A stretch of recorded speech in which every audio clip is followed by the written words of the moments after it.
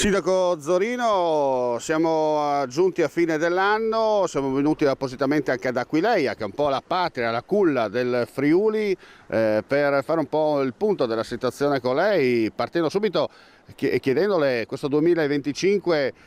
qual è stato il segno positivo o di segno negativo?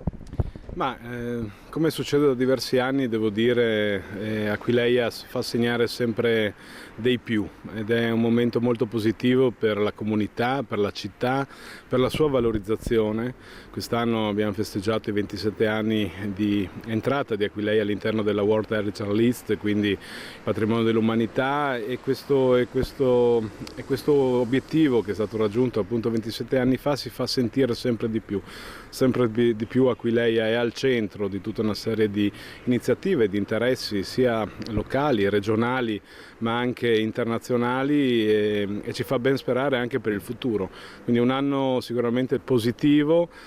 molti visitatori, tantissime le iniziative, tantissime le soddisfazioni anche nel raggiungimento di quelle che sono le opere di valorizzazione, ma anche della dotazione, insomma, della città, per costruire una città sempre più viva e una città sempre più che può definirsi proprio patrimonio. Patrimonio sicuramente per i suoi cittadini, ma patrimonio anche per una grande voglio dire, cittadinanza che è quella mondiale. Senta, l'importanza anche di aver avuto quest'anno Go and Go 2025 chiaramente ha portato molti turisti, no, a visitare anche l'antica quarta città romana.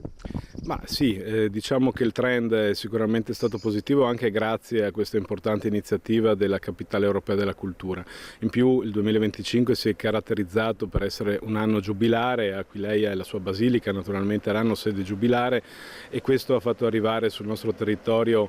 moltissimi visitatori, moltissimi pellegrini,